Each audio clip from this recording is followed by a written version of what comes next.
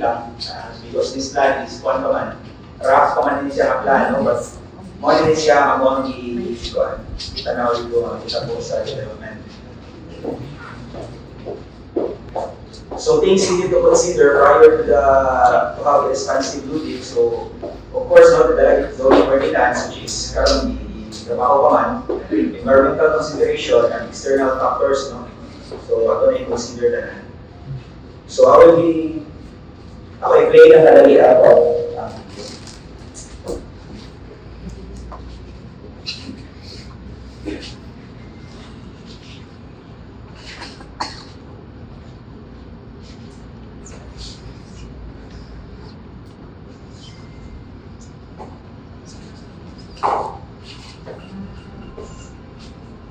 So, kaning duha ka building sa tubangan na ako ang dormitory. We have 3 academic buildings. We also have this basketball court. So, this one is the pinaka-lubot na banit sa area. So, if you can see, ang atuang ovation is very huge.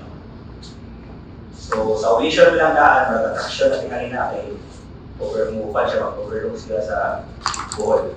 Kung hindi yung plan mo karamay. So, magtanaw sa daan ka magbarog sa gym. So, makita niyo ang logo sa UP. There's the view. So, na siya mag-accept yan.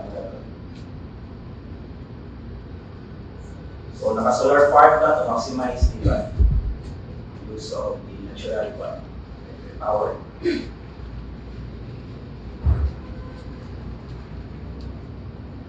Okay? Thank you. That's the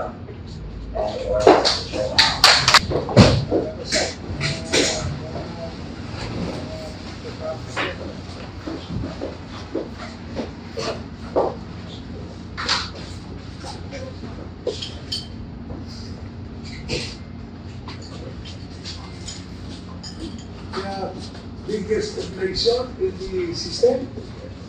Architect. Wow.